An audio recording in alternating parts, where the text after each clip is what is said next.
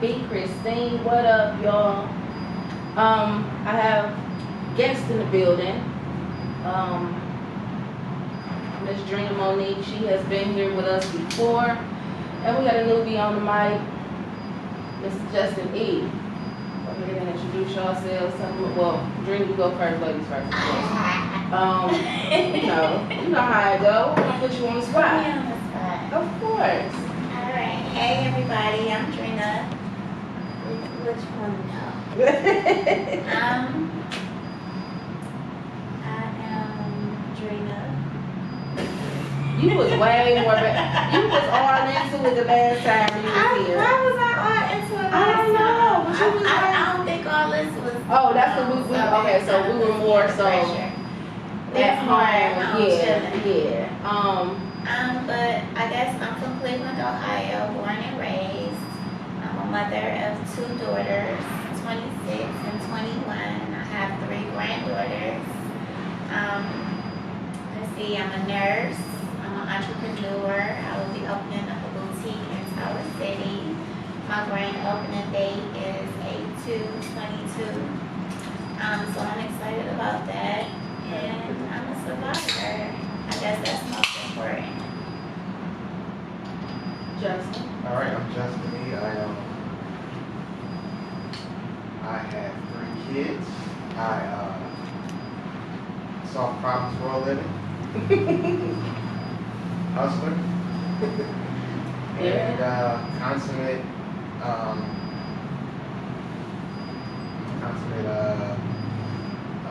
investigator of myself. So always growing, always trying to get better. Now the topic of tonight's show, and it's been weighing on me, and I came up with the topic. I had a spiritual Zoom with my girl Elle. Shout out to her, Elle Wood. And it was me, her, Sparkle, and Precious. And we were talking about healing childhood traumas. And it was coming up in the card readings. And me and Precious was sitting there, because I just happened to be working overtime that day. And me and Precious happened to be sitting there, and we sat there and we talked about it. And she was like, "You should do a show on childhood trauma." And I was like, I think I should. Like, really, really delve into it of what it is, what it's not, you know, how you can recognize it, where your different trauma responses come from. And I started digging into it and started finding out a lot of different things.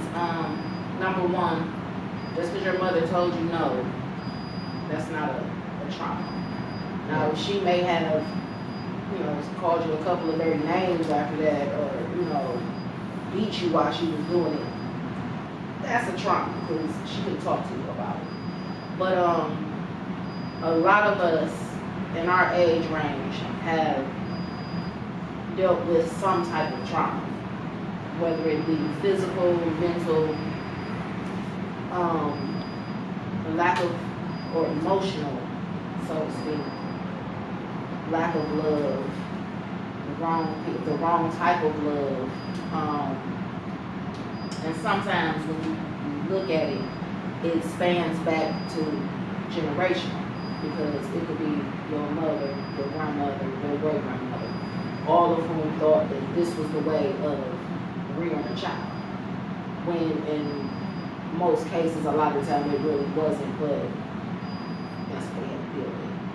And then when we factor in alcohol, drugs, and lack of financials, it becomes a whole other ball game, or it becomes a snowball effect, actually. It just goes until somebody tries to stop it. I'm at the point where, like I said, I call the show, you can't heal what you never revealed.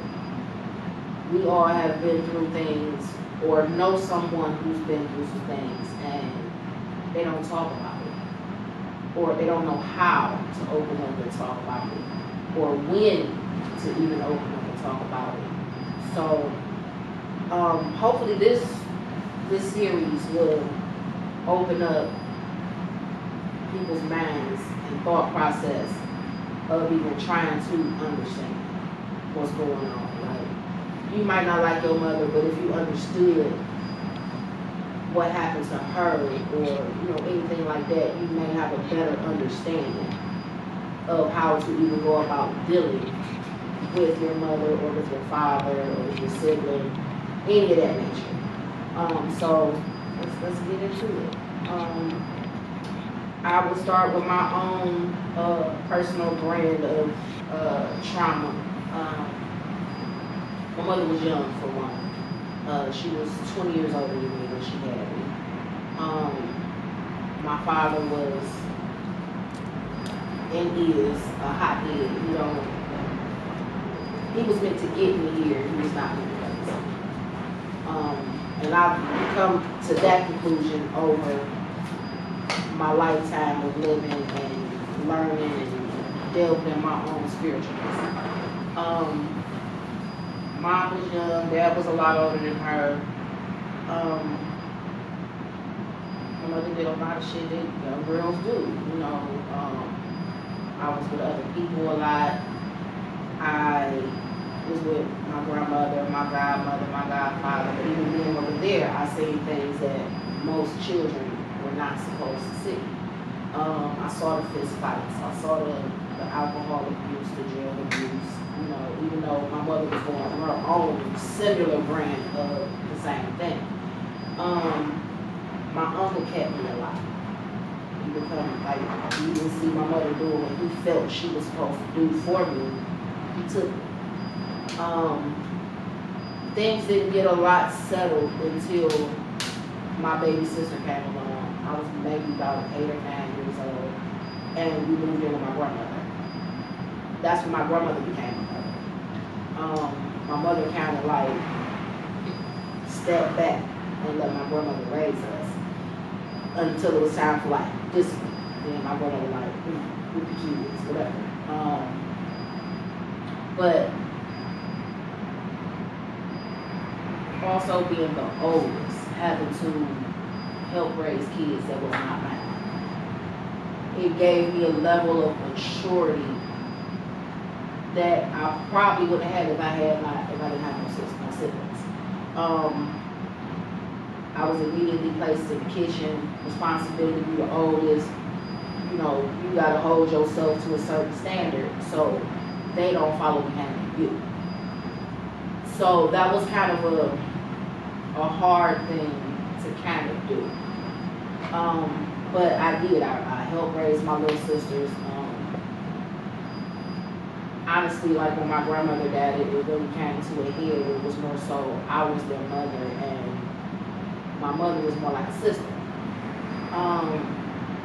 And I told my mom in recent talks with actually being able to have a conversation with her about these things. I told her, I said, you gave up your power to our grandmother. Yes, we lived under her roof, but we were still your children. So you were supposed to put your foot down and say, Ma, no, this is this and this is that. Or y'all could have came to some type of common ground. You just kind of gave up your parental rights, so to speak. Like anytime it came time for us to want to do something, we had to ask grandma. It wasn't no, oh, go ask your mother. Like at first it was like, she was like, why are you coming to me and asking me anything? Where's your mother? And I'm like, well, she told me to come and ask you. And that's how the process began of my mother giving her power over to my grandmother. And I noticed that coming up. So when I had my child, I was like, yeah, nah, that's not happening. That's my child. What I say go. If what you're saying is a semblance of correct, I'm gonna go with it. But for the most part, if I tell him no, he can't have something, that's it. Or if I tell him he can go somewhere, that's it. He don't have to ask nobody but me, because I'm his mother.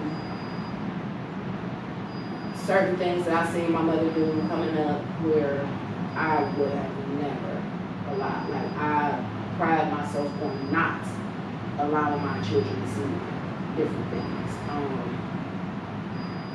And it worked out pretty good with the first one. I'm still working with the other one. But I did notice different little trauma responses that I had, and even dealing with relationships, friendships in my life, like not letting go when I was supposed to, holding on to something that really didn't mean me no good. I did all of those things because I didn't know that I wasn't supposed to. And growing up and seeing different things, I was taught that that was love. That's what I was supposed to go through in order to be in love and have a man. But then I had to take a step back because those were not the things that I was supposed to do to keep a man or have a man or anything. I had to learn to love myself more in order to even align myself with the type of man that I want, or need in some cases. But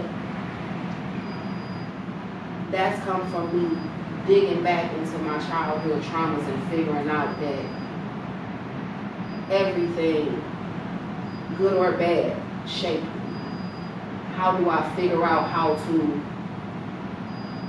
deprogram myself from certain things on triggers, trauma triggers? How do I deprogram myself from it? In some cases, some people seek therapy. You know, they really need to talk to somebody who can help them sort their thoughts out. Other people, you know, I do my podcast. That's how I get my story out. That's how I work through it. But some people have some traumas that are so strong that they truly need to go talk to someone. Because, you know, your traumas is that deep. And I know a few people that's like that. But they end up having to go and talk to other people in order to get their head space in the right way. Some people never go. And I watched a good friend of mine, instead of her going to get help with her childhood trauma, she went straight down the rabbit hole of doing drugs. And I know her family, that's a generational curse on their family. Like, everybody, all on her daddy's side. Everybody got had it. Bam. And it hurt to see her go down that path. And I had to let her go. And she's still going down that path, and there's nothing I can do about it because I got my own. And you got to deal with it. So, it's a weird. So, basically, in a nutshell, my mom, to give a little just of her history, I'm just finding out she was the product of a rape. My grandmother was raped at 15, and she had my mother back in those days. They really didn't believe in abortion. And my grandmother's religious background was Christianity, so it was condemned. Her and my father broke up, and from what I remember as a little girl is us always moving around. I remember my mother being real glamorous and in the streets, and we was always moving around or out and about somewhere. In the early 80s, we moved on Lakeshore Boulevard, and everything was fine. My mother she always instilled education in us. She took pride in education and her kids being knowledgeable. So that's how we started off on Lakeshore. How we ended was horrible. My mother got into a relationship. That relationship became volatile. Next thing I know, she stopped coming home, and those days grew longer and longer and longer. She became abusive, neglectful, and we were just traumatized. She started accusing us of like stealing things from her, and this was her, I guess, gateway into crack cocaine. She kicked us out, and that's how we wound up in the system. It was me and my 3 brothers. We wound up in the system. I don't know if you guys know of a place called Messenbaum, but they took us there. By the grace of God, I had my father's side of the family, so that was also the first time that they split us up. And that was the last time we were all together as siblings. We went into Messenbine. They did their intake. I went with my grandmother. My 2 older brothers went with foster parents. And my youngest brother, surprisingly, they let him stay with my mom until she left him in the house by herself and he set the house on fire. And that's how he got into the system. But getting into Messenbine, I was exposed to kids who had been through a lot of processes in life. I was subjected to bullying, being touched by other kids, just a lot of different avenues. They tried over and over to, reconcile us with my mother, and during those reconciliations, she would get back on drugs and she would leave us places, and some of those places were not good. So it was a lot of just molestation, mental abuse, things of that nature. Going to 1992, I was 12, lost my virginity. I'm in the streets. I'm labeled juvenile delinquent, runaway. These are the labels that are being put on me by the system now. Instead of them looking into foster homes, now they're looking into group homes. So now I'm going to different places for troubled kids. I ran away a lot, became promiscuous, first pregnancy at 12, and my father was shot and killed in 1993, the year after. And his last words to me, I had run away and I saw him on Love, and he was like, "What are you doing out here?" And I told him, and he was like, "I'm tired of this. We're gonna talk to your social worker in the morning." Those was the last words that I heard from my father, and that was the last time I felt like I had any type of savior or grace that would get me out of the situation that I was in. After he passed away, I went wild. Like nobody could control me. Nobody could. I had no understanding for it. People would ask, "What's wrong with you? Why are you doing the things that you're doing?" And I couldn't give them an answer. And the thing that settled me was I became pregnant at 14 with my second daughter, and that's my 26-year-old. And her father, even though he was in a messed up situation, we were kind of like Romeo and Juliet. He came from a messed up family, I came from a messed up family, so we thought we was gonna run away and just build this perfect family. I grew, he didn't. And at that time, I was in a foster home. And, I got kicked out that foster home when I was 17. And it was at the discretion of her giving me my check every month that she wouldn't, the authorities wouldn't find out, because if they did, they would have took my daughter. So that's how that path began. I got my first low-income apartment when I was 18. Didn't know how to pay bills, didn't know how to keep a house. I didn't have any type of skill sets that would be functionable for me to maintain a household. Started hanging with friends and I wanted to go out, and it was bad. And this led to years and years of just moving around a lot, dropping my daughter off at our grandmother's house so I could go out. And it took for me to move out of town to North Carolina and meet incredible friends that I'm still friends to this day. They taught me how to cook, how to clean, how to take care of my children, things of that nature. And I thought I was fine. I thought I was, I was moving into a progression of normalcy, not knowing that I had not even came an inch to any type of growth. I was learning how to put on masks. I was learning how to make myself presentable to society and look normal.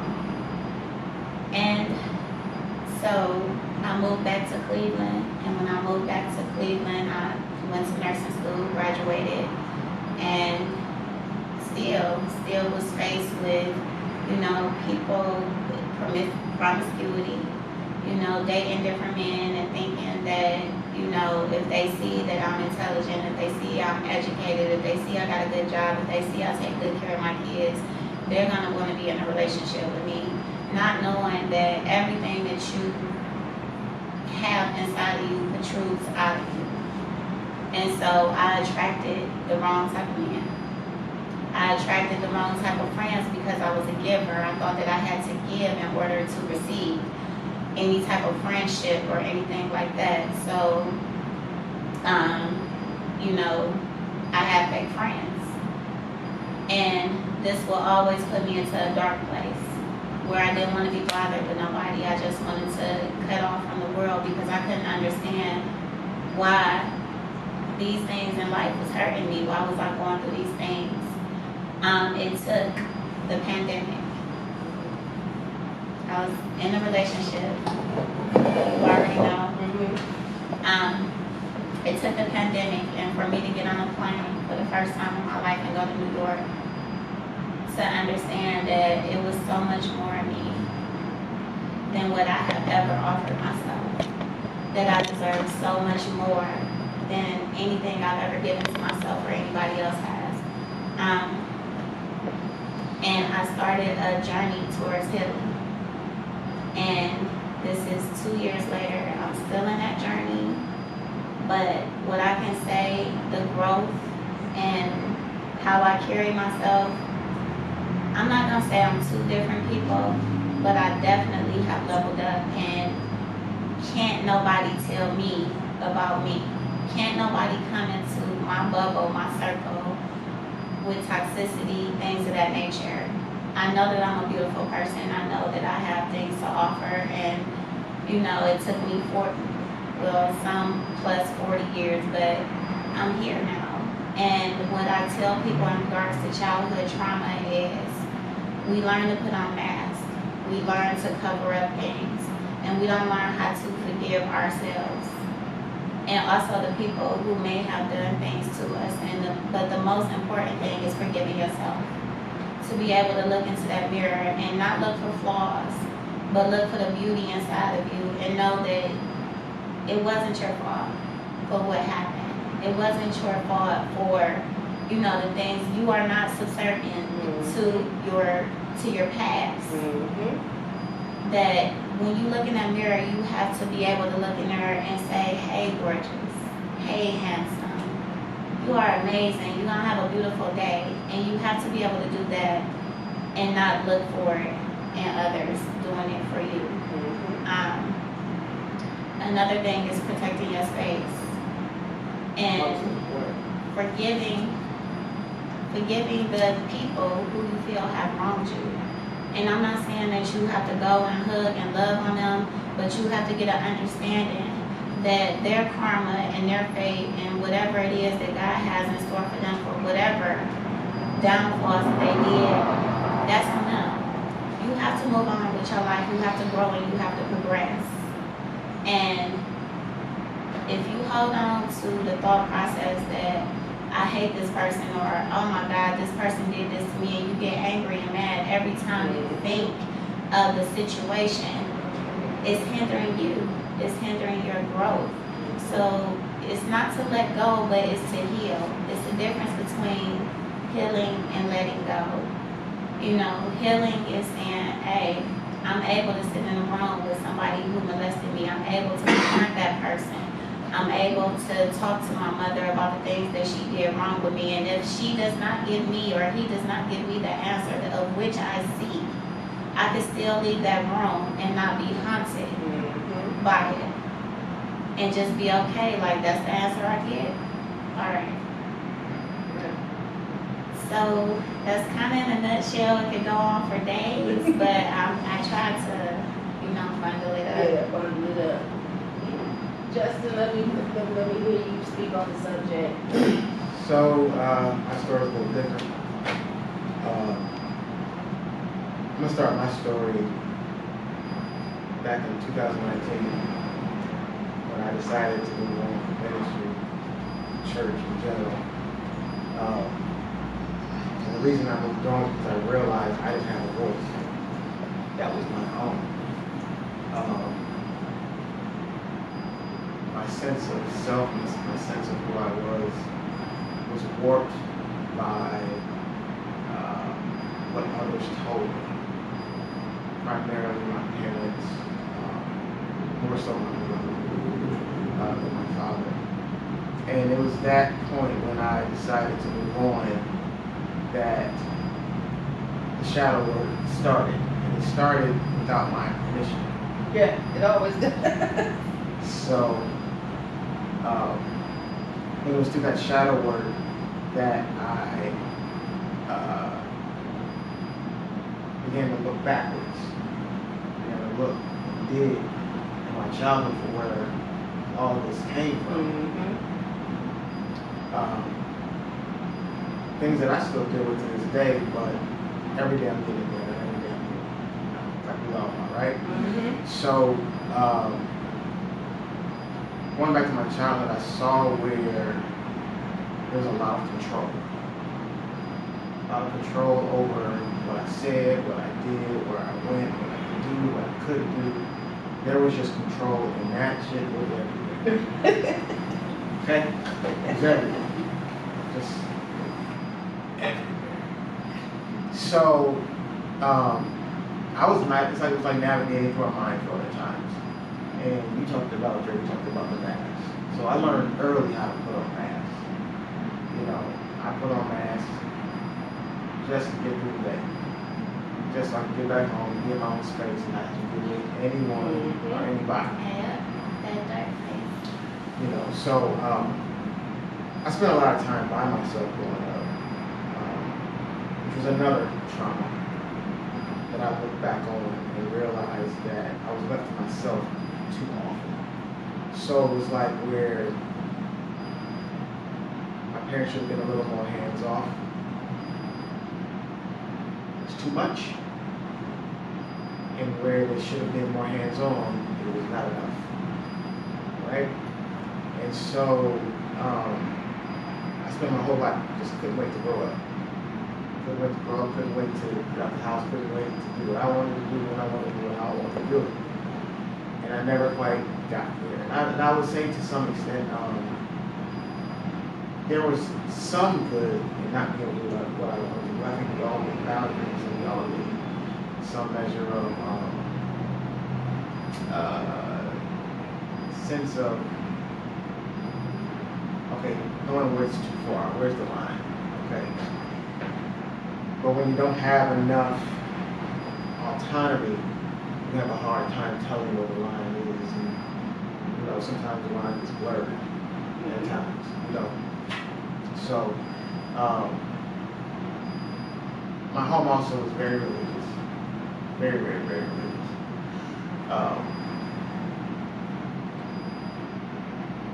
Came out of home, we were non-denominational in title, but nonetheless, again, a lot of my parents were pastors, so I was a pastor's kid, so I had to deal with, again, keeping up an image, keeping up a sense of decorum and that whole thing from the people. Hated it. Lack of a better term. Hated it. So,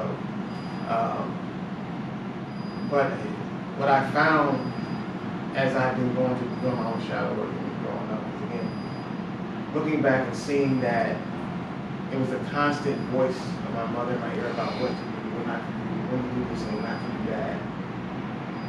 And again, it not necessarily being about me.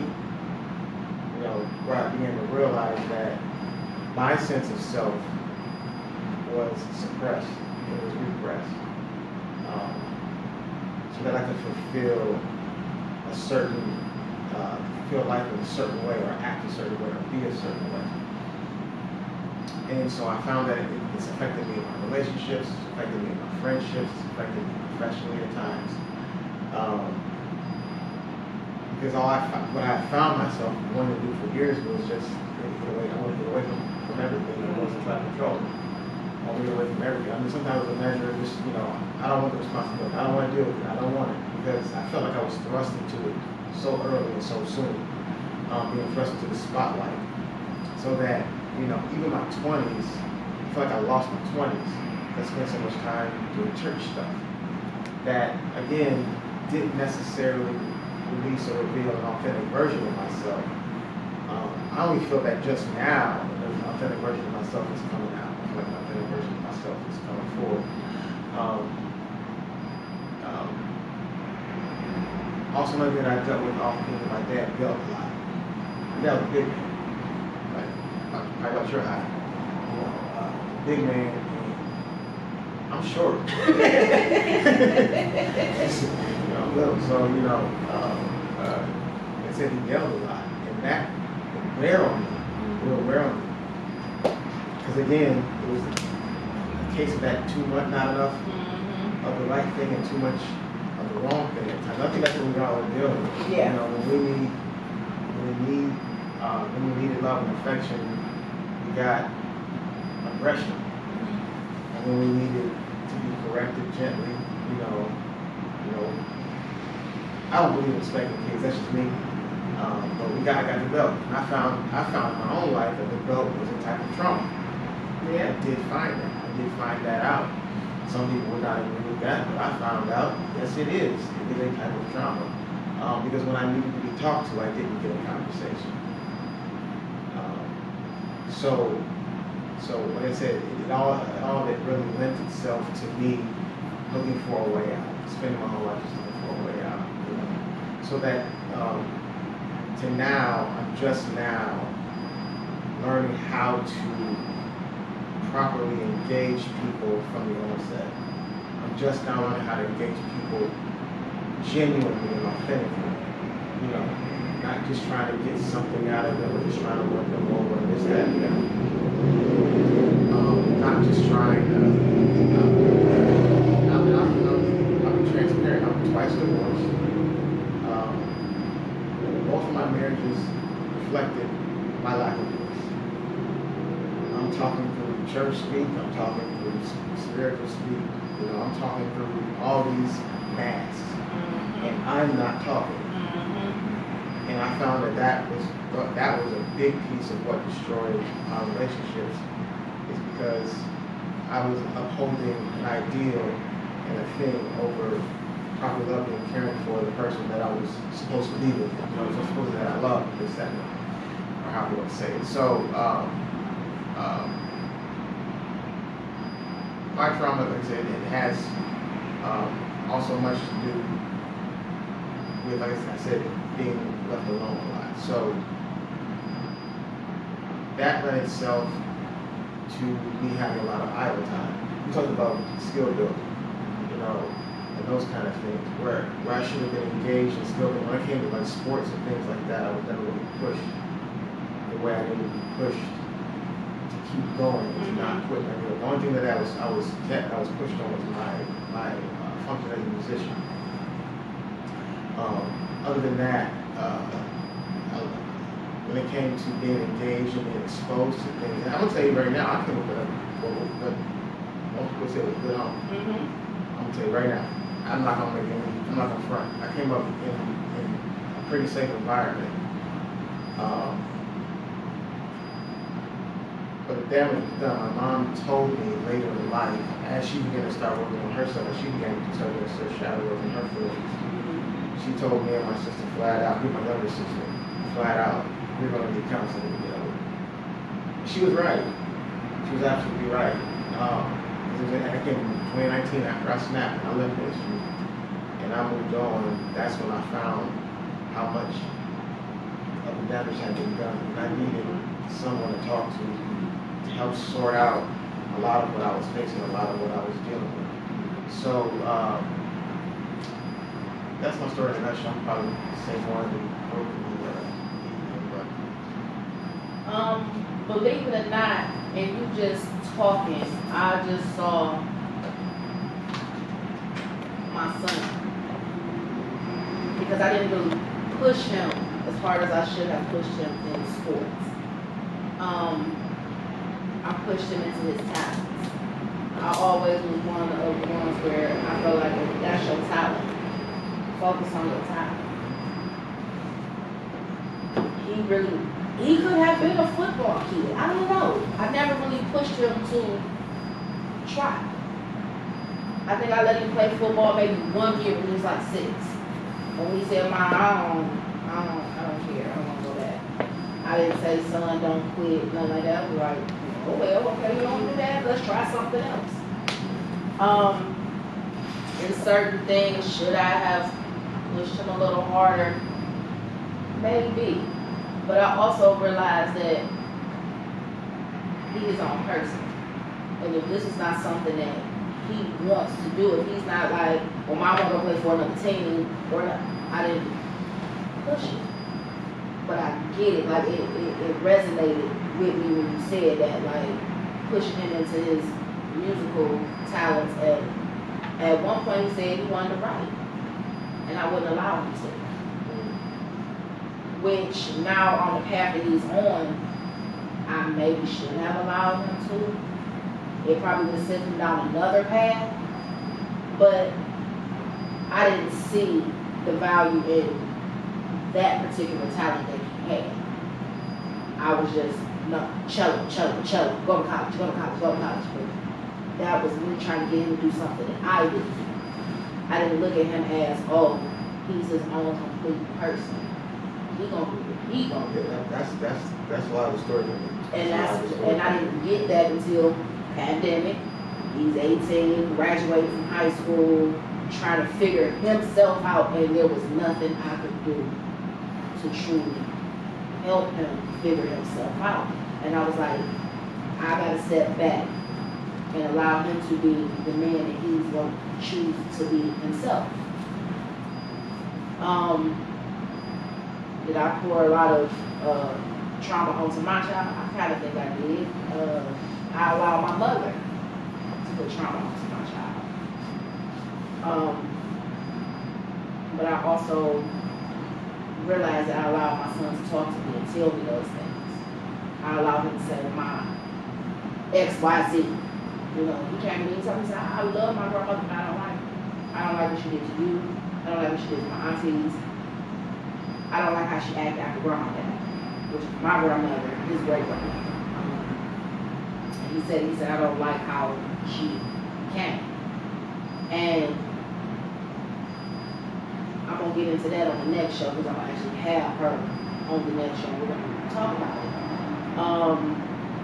But just your story alone, it clicked in my head. Stroke. Go ahead and come on up, Mikey. Came to do.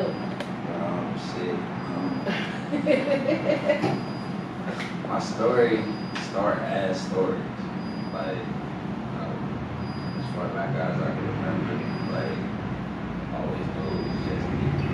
Like, I had parents, I had cousins, all that other shit, but I always knew it was just me. Like, my first real trauma that I can remember, I had to be about like, looking back on it now, I could probably guess what happened, you know, but it was like, we stayed in Garden Valley. We stayed on the 3rd floor. I had cousins on the 1st floor, and the whole building was like family. So it's like 2 in the morning. I'm asleep. I'm probably somewhere in the building, kicking it. I pop up, ain't nobody in the apartment, so I'm freaking the fuck out. It'll be freaking the fuck out. I hear a voice to say, "Hey, cool, fine, I'm with you. Just go back to sleep." I always say, when I tell people, like, that's why I fucking God so hard. It's because of that. Like, that's, when I heard that voice and I felt that calmness, that was my introduction to what, as I would say, to God.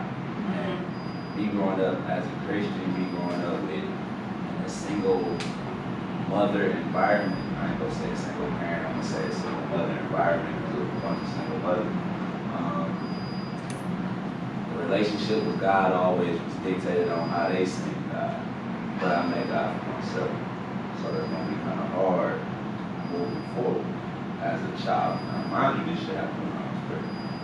I've always been inquisitive. I've always had a certain sense for life. So, start asking questions. First question is, why girls get to wear so many clothes and boys don't? If we supposed to be equal. This is around the time I'm born in '86. This is around that feminist movement.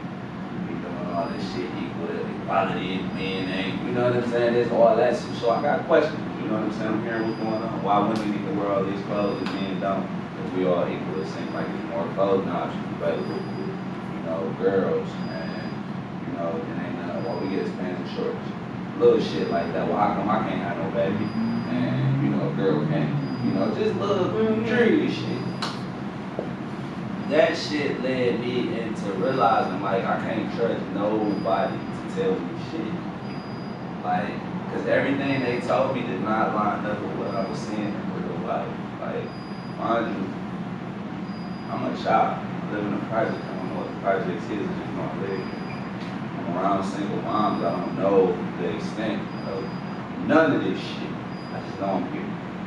So to me, it's like shit. You gotta make the best of wherever you at because it's just you, and you control you. You know what I'm saying? Like so, whatever everybody else got going on, just make sure you cool. So my mom was young when she had me, so I got passed around a lot. So everywhere I went, I would make my own space. Like if they had an extra room, I would take it out, rearrange it, I'd make my own space, keep it clean. If it was a closet.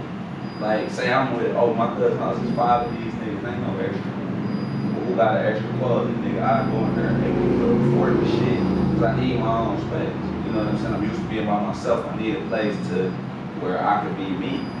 And I didn't look at it as trauma as a kid, because you never do. You just think you living and, you know what I'm saying, all this shit going on. And man, my mom just busy. You know what I'm saying? Like, man, she do what she do. I'm here with my cousins, I'm kicking it. You ain't realize a week or 2 went past. And I know your mama say she worked, but goddamn, like you've been gone from out your house for like 2 or 3 weeks. You basically live with your family. Like you don't even live at home. I'm trying to explain to my mother that I'm getting bullied by my cousins for being spoiled. I'm an only child. I got toys because most like only children are spoiled. I'm not at home to play with this shit. So I'm getting bullied for shit that I don't even, you know what I'm saying? I don't even, you got all these